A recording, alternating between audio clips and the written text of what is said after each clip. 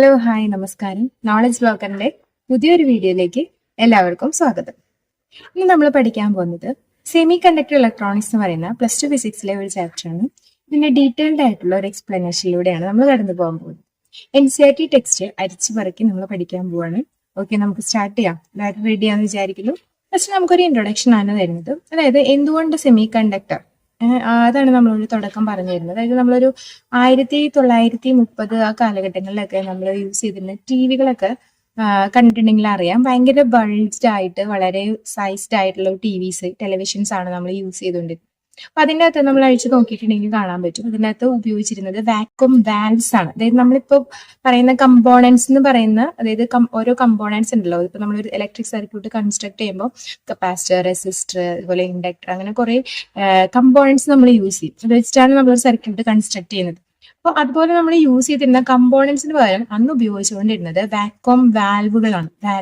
അപ്പൊ ഇത് എന്താണെന്ന് വെച്ചാൽ നമ്മൾ ആ ഒരു ട്യൂബ് എടുത്തിട്ട് അത് ഇവാക്വേറ്റഡ് ആക്കണം, അതിലെ എയർ ഒക്കെ റിമൂവ് ചെയ്യണം. എന്നിട്ട് റിമൂവ് ചെയ്തിട്ട് അതിൻ്റെ അകത്ത് ഇലക്ട്രോഡുകൾ ഉണ്ട്.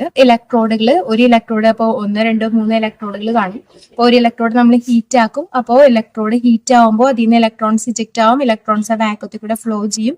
അങ്ങനെയാണ് സർക്യൂട്ട് വർക്ക് ചെയ്തുകൊണ്ടിരുന്നത്. അപ്പോൾ നമ്മൾ പറഞ്ഞ പോലെ തന്നെ ഇപ്പോൾ ഒരു ടെലിവിഷൻ എടുക്കാൻ ഒരു 10-15ഓളം ഇതുപോലത്തെ വാക്വം വാൽവുകൾ വേണം നമുക്ക് ആക്ച്വലി അതിന്റെ ഒരു സർക്യൂട്ട് കൺസ്ട്രക്ട് ചെയ്തെടുക്കാനായിട്ട് വേണ്ടിയിട്ട്, അതായത് ടെലിവിഷൻ വർക്ക് ചെയ്യാൻ വേണ്ടിയിട്ട്.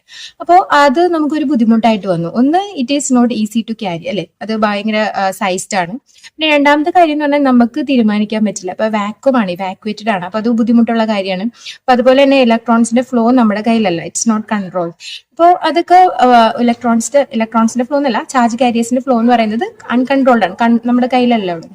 അപ്പോൾ അതൊക്കെ ബുദ്ധിമുട്ടായിട്ട് വന്നു. അപ്പോൾ ഒരു 1945-48 കാലയളവോട് കൂടിയാണ് നമ്മൾ ഇത് ഇങ്ങനെ കണ്ടുപിടിക്കും, സെമി കണ്ടക്ടേഴ്സിന്റെ വരവ് വന്നത്. അപ്പോൾ സെമി കണ്ടക്ടേഴ്സ് ശരിക്കും കണ്ടുപിടിക്കാൻ തന്നെ കാരണം നമുക്ക് ഇങ്ങനെ ഒരു കമ്പോണന്റ് വേണമായിരുന്നു, അതായത് കമ്പോണൻസ് വേണം, ഇതിലൂടെ എത്ര ഫ്ലോ ചാർജ് ചെയ്യണം എന്ന് നമുക്ക് തീരുമാനിക്കാം. അതുപോലെ തന്നെ എപ്പോൾ ഫ്ലോ ചെയ്യണം എന്ന് നമുക്ക് തീരുമാനിക്കാം. അതുപോലെ ഏത് ഡയറക്ഷനിൽ ഫ്ലോ ചെയ്യണം എന്ന് നമുക്ക് തീരുമാനിക്കാം. അതുപോലെ കുറച്ച് കമ്പോണൻസ് നമുക്ക് ആവശ്യമായിട്ട് വന്നു. അപ്പോഴാണ് നമ്മൾ സെമി കണ്ടക്ടറിലേക്ക് എത്തുന്നത്. അങ്ങനെ നമ്മൾ സയന്റിസ്റ്റുകൾ സെമി കണ്ടക്ടർ ഉപയോഗിച്ചിട്ട് എന്ത് ചെയ്യാൻ തുടങ്ങി, കമ്പോണൻസ് ഉണ്ടാക്കാനും അത് ഉപയോഗിച്ചിട്ട് സർക്യൂട്ടുകൾ കൺസ്ട്രക്ട് ചെയ്യാനും തുടങ്ങി. അപ്പൊ കുറച്ചും കൂടി നമുക്ക് ഈസിയായി, അതായത് ചെറിയ സർക്യൂട്ടുകൾ ആവാൻ തുടങ്ങി. അങ്ങനെ ആ ചെറിയ സർക്യൂട്ട് ഉപയോഗിച്ചിട്ട് ഉണ്ടാക്കുന്ന ഡിവൈസസുകളുടെ വലിപ്പം കുറഞ്ഞു. അപ്പൊ അതിന്റെ സൈസ് ഡിക്രീസ് ചെയ്യാനും അത് ഈസി ആയിട്ട് പോർട്ടബിൾ ആവുന്ന രീതിയിലേക്ക് നമുക്ക് അതിന് മാറ്റിയെടുക്കാൻ സാധിച്ചു. അങ്ങനെയൊക്കെ നമ്മൾ എന്ത് ചെയ്തു, ന്യൂ എവല്യൂഷൻ നമുക്ക് വരികയാണ് ഇതിനോടുകൂടി, സെമി കണ്ടക്ടറുടെ ഇൻവെൻഷനോട് കൂടിയിട്ട്. അപ്പോൾ ആദ്യം തന്നെ നമ്മുടെ ചാപ്റ്ററിൽ പറയുന്നത് എന്തുകൊണ്ട് സെമി കണ്ടക്ടർ എന്ന് പറഞ്ഞിട്ട് ഈ കാര്യങ്ങളൊക്കെയാണ് പറയുന്നത്, ഇൻട്രൊഡക്ഷൻ ആയിട്ട് പറയുന്നത്.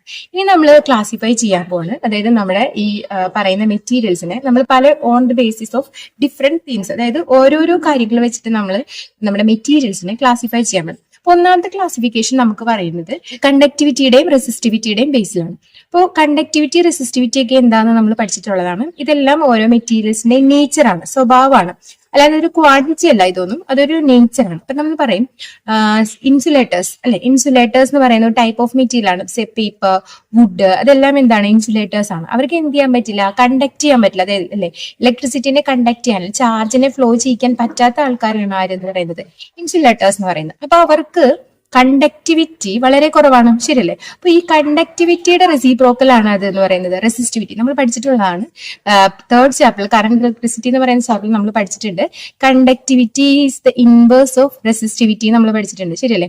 അപ്പോൾ റെസിസ്റ്റിവിറ്റി എന്താണ്, അങ്ങനെയാണെങ്കിൽ നമ്മൾ പഠിച്ചു റെസിസ്റ്റൻസ് എന്ന് പറയുന്നത് is directly proportional to length and inversely proportional to area. So അതുകൊണ്ട് നമ്മൾ അതിനെ പ്രൊപ്പോർഷണാലിറ്റി സൈൻ ഇട്ട് എഴുതുമ്പോൾ ആ പ്രൊപ്പോർഷണാലിറ്റി സൈൻ മാറ്റാൻ വേണ്ടിയിട്ട് നമ്മളൊരു കോൺസ്റ്റന്റ് മൾട്ടിപ്ലൈ ചെയ്യും. കോൺസ്റ്റന്റ് ആണ് ആക്ച്വലി എന്താന്ന് പറയുന്നത്, റെസിസ്റ്റിവിറ്റി എന്ന് പറയുന്നത്. അപ്പോൾ റെസിസ്റ്റിവിറ്റി എന്ന് കൊണ്ട് ഉദ്ദേശിക്കുന്നത് എന്താണ്, ഒരു മെറ്റീരിയൽ നേച്ചർ ആണ്.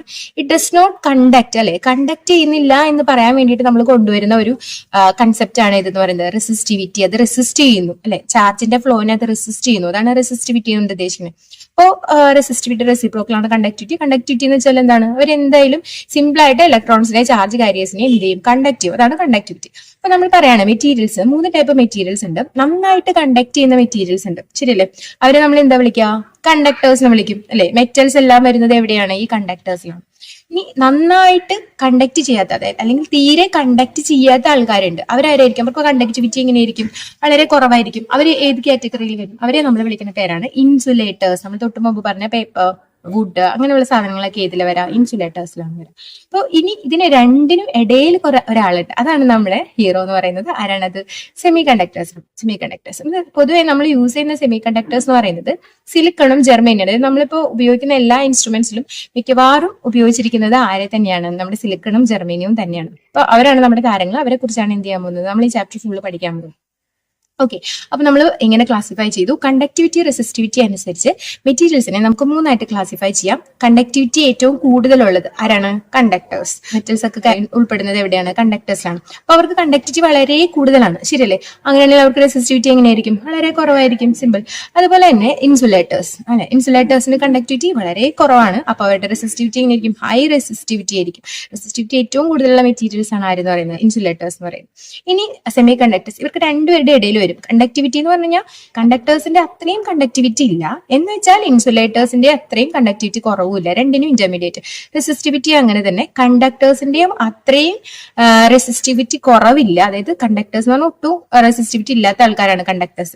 അത്രയും റെസിസ്റ്റിവിറ്റി കുറവല്ല, പക്ഷേ ഇൻസുലേറ്റേഴ്സിന്റെ അത്രയും റെസിസ്റ്റിവിറ്റി ഇല്ലാത്ത. അങ്ങനെ ഇതിന് രണ്ടിന്റെയും ഇന്റർമീഡിയറ്റ് വരുന്ന ആൾക്കാരാണ് ആരെന്ന് പറയുന്നത്? നമ്മുടെ സെമി കണ്ടക്ടേഴ്സ് എന്ന് പറയുന്നത്. അപ്പോ ഇവരുടെ ടെക്സ്റ്റ്, നമ്മുടെ NCERT ടെക്സ്റ്റിന്റെ അകത്ത് ഇവർക്ക് ഇവരുടെ കണ്ടക്ടിവിറ്റി, റെസിസ്റ്റിവിറ്റിയുടെ വാല്യൂവിന്റെ റേഞ്ച് നമുക്ക് തന്നിട്ടുണ്ട്. അപ്പോൾ ആ റേഞ്ച് നമ്മൾക്ക് ആവശ്യമാണ്. ആ റേഞ്ച് നമ്മൾ പഠിക്കുകയും വേണം. അപ്പൊ ഇങ്ങനെയാണ് അതിന്റെ അകത്ത് നമുക്ക് തന്നിരിക്കുന്നത്. മെറ്റൽസിന്റെ ആദ്യം നമ്മളോട് പറഞ്ഞിരിക്കുന്നത് മെറ്റൽസ് ആണ്. അപ്പൊ കണ്ടക്ടേഴ്സ് എന്നല്ല, അവർ മെറ്റൽസ് തന്നെയാണ് തന്നിരിക്കുന്നത്. അപ്പൊ മെറ്റൽസിന്റെ റെസിസ്റ്റിവിറ്റിയുടെ റേഞ്ച് തന്നിട്ടുണ്ട്. റെസിസ്റ്റിവിറ്റി എങ്ങനെയാണ്? മെറ്റൽസിന് വളരെ കുറവാണ്, നന്നായിട്ട് കണ്ടക്ട് ചെയ്യുന്ന ആൾക്കാരാണ്. ഏകദേശം 10⁻⁻2 മുതൽ 10⁻⁻11 വരെയാണ്. അപ്പൊ ഇതിന്റെ യൂണിറ്റ് എന്താണ്? ഓം മീറ്റർ ആണ് റെസിസ്റ്റിവിറ്റിയുടെ യൂണിറ്റ്. ഈ റേഞ്ചിലാണ് ഇതിന്റെ വരാ. അപ്രോക്സിമേറ്റ്ലി എന്നാണ് ഇത് ഉദ്ദേശിച്ചിരിക്കുന്നത്. 10⁻⁻2 to 10⁻11. അതുപോലെ തന്നെ കണ്ടക്ടിവിറ്റി നമ്മൾ സിഗ്മ വെച്ചിട്ടാണ് റെപ്രസെന്റ് ചെയ്യുക. അതെന്താണ്? 1/ρ ആണ് ആക്ച്വലി സിഗ്മ എന്ന് പറയുന്നത് കണ്ടക്ടിവിറ്റി. അതിന്റെ റേഞ്ച് എന്ന് പറയുന്നത് 10⁻2 to 10⁻8 ആണ്. അപ്പോൾ ഇതിന്റെ കണ്ടക്ടിവിറ്റിയുടെ യൂണിറ്റ് എന്താണ്? നമുക്ക് ഇങ്ങനെ വരാം. ഇതിന്റെ റെസിപ്രോക്കൽ ആയതുകൊണ്ട് 1/Ω മീറ്റർ എന്നാ വരാം, അല്ലെങ്കിൽ Ω ഇൻവേഴ്സ് മീറ്റർ ഇൻവേഴ്സ് എന്നാണ് വരാം. പക്ഷെ അതിന് വേറെ യൂണിറ്റ് കൂടി ഉണ്ട്, സീമൻ. ചിലര് സൈമൺ എന്ന് പറയും. ആക്ച്വലി ഇത് സീമൻ എന്നാണ് വായിക്കാം. SM, siemens metre. ഇനി അതുപോലെ തന്നെ അടുത്ത ഇതാണ് മെറ്റൽസിന്റെ എന്ന് പറയുന്നത്. അതുപോലെ തന്നെ ആരുടെ തന്നിട്ടുണ്ട്? സെമി കണ്ടക്ടേഴ്സിന്റെ തന്നിട്ടുണ്ട്. സെമി കണ്ടക്ടേഴ്സ്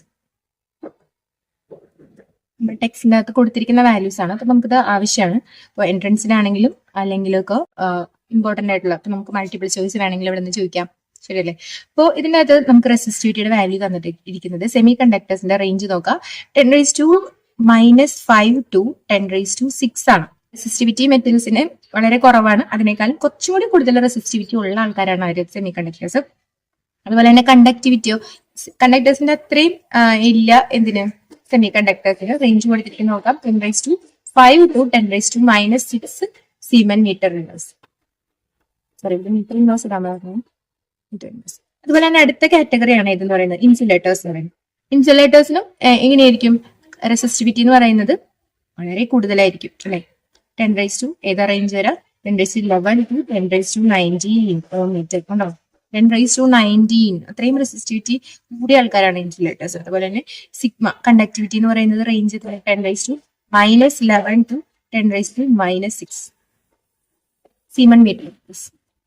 ഇതാണ് ഇതെന്ന് പറയുന്നത് ക്ലാസിഫിക്കേഷൻ. ഫസ്റ്റ് ക്ലാസിഫിക്കേഷൻ ആണ് നമ്മുടെ മെറ്റീരിയൽസിന്റെ. മൂന്നായിട്ട് ക്ലാസിഫൈ ചെയ്തു നമ്മൾ: metal, semi conductor, insulator, on the basis of conductivity and resistivity. കേട്ടോ, ഇനി നമ്മൾ ഇത് തന്നെ ഇനി അടുത്ത ക്ലാസിഫിക്കേഷൻ എനർജി ബാൻഡിനെ വെച്ചിട്ട്, അതായത് എനർജി ലെവലിനെ വെച്ചിട്ട് നമ്മൾ എന്ത് ചെയ്യും? ഇതിനെ നമ്മൾ ക്ലാസിഫൈ ചെയ്യും. എങ്ങനെ? Metals, semi conductors, insulators. അത് വളരെ ഇമ്പോർട്ടന്റ് ആണ്, നമുക്ക് എക്സാമിനൊക്കെ ചോദിക്കുന്നത്. ഇത് മനസ്സിലായെന്ന് വിചാരിക്കുന്നു.